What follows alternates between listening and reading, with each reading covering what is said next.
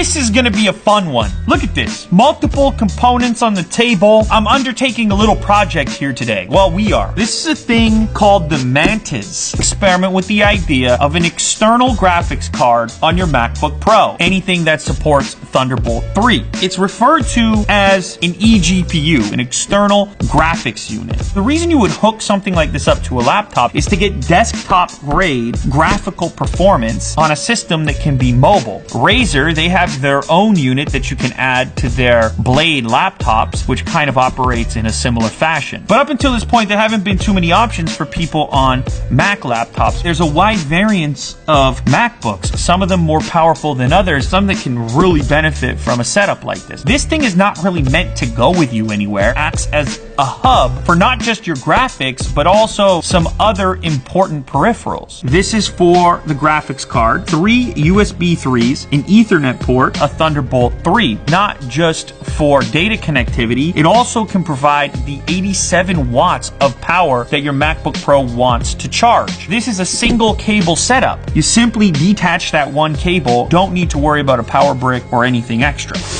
2 more USB 3 ports. So that's a total of 5 USB ports on this thing. So you can keep your peripherals connected to this, not have to worry about running out of ports on the laptop itself. Now you probably noticed this amazing looking box over here. Graphics cards always have the coolest boxes. A Vega 64 card. These are the units that are going to ship in the iMac Pro, and therefore they should work on the latest macOS software without any drivers. Will, how much did I pay for this? I think I paid like $600 maybe. I'm going to show you how this thing works. This side panel, it just pops off, no screws, just like that. The power supply unit, that's for mounting either a 2.5-inch hard drive or an SSD. And the SATA connector for that drive is located right over here. Now, I've heard that this fan can be a little bit noisy for some. Of course, you could swap that out. And then you have your graphics card slot right here. That's the important spot. Some of you might not know, but you can also install Windows. You could do a boot camp situation on a MacBook Pro.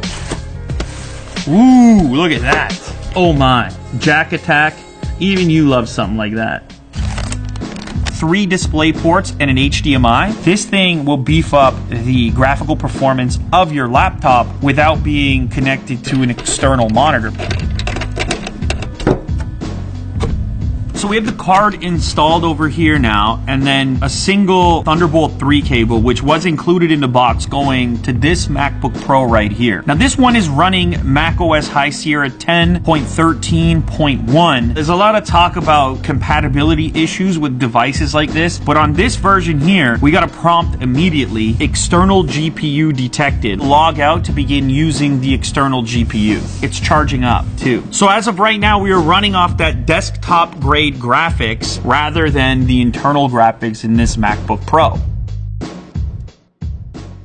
Alright, so you may have noticed I've got a different laptop now. I was using Will's and now I'm using mine. A little bit of time has passed because I've been playing with this thing, tweaking it a little bit. I really wanted to place it on my desk and use it for a slightly more extended period before reporting back. This graphics card setup that I have here, about as native as you can get when running 10.13.2. This card right here, the Vega 64, it's very power hungry. This is a 550 watt power supply in here. How is that really going to work with this particular card? This card can want more power than what that's capable of. So I've actually gone ahead and ordered another power supply, an 800 watt power supply to deal with this. I'd recommend going with the Vega 56 instead of the 64. It's a little less power hungry and therefore slightly more supported. Anyhow, I've got Geekbench up here on the display. I can actually test each GPU independently. To start off, let's do the Intel HD Graphics 530 that's in my laptop. Here we go. It's scoring 19,642 on the OpenCL score. MacBooks without discrete graphics, without their own AMD cards, just the Intel graphics, are going to benefit the most from a setup like this because they're working with relatively weak graphics to begin with. Next up, we're going to move to the Radeon Pro 460. Let's see what this can do. 48,251. All right, now last up and the most exciting, AMD Radeon HD Vega 10 XT prototype. Who cares what it's called? Let's see what it can do.